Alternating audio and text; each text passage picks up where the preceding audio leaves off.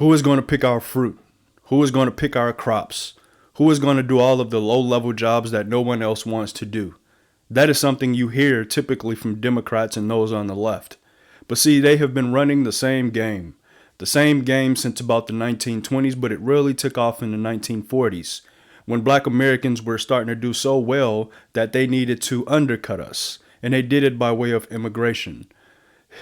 Many of you Mexicans wouldn't be in this country if it wasn't for them.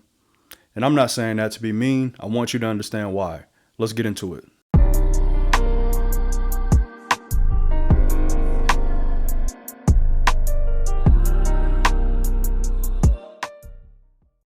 Welcome back, y'all, to another one. If this is your first time here, this is our digital classroom by the name of Unspoken Curriculum, where we talk about history as well as politics and a lot of things that many of us may have missed in school. Today, we're going to jump on something very important because it has been happening for so long and Democrats are continuing to run the same playbook. Every time black Americans in this country started to do much better, they undercut us with immigration. This is stemming back all the way to the 1920s. Between the 1920s and 1940s, a lot of black men started walking away from the plantation and going into more industrial jobs. It really took off in the 1940s all the way up into the 1960s. This was a period that they called the golden era for black Americans because we started doing much more better in every socioeconomic statistic there is. Our wages started going up, our home ownership started going up, our education was going up, our families were already up. We were doing very well, y'all. A lot of black men also started walking away from those plantation jobs, those agricultural jobs, and going up to the industrial jobs up in the North and the Midwest, and even sometime all the way over in the West in California. But when that happened, black men started making way more money. They were making more money in one day in an industrial job than it took them for a whole week in the fields. All right. So once they started leaving and going to these industrial jobs, all of these farmers in the South, as well as your plantation owners and many of your agricultural companies, they lost their workforce. And black men used it as leverage.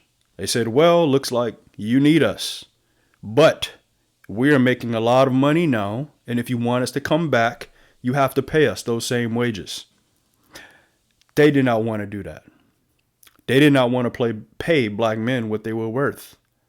So all of these companies and plantation owners, they went to our U.S. government and they cried to the government, and they got the government to pass this bill, and it was called the Bracero Act.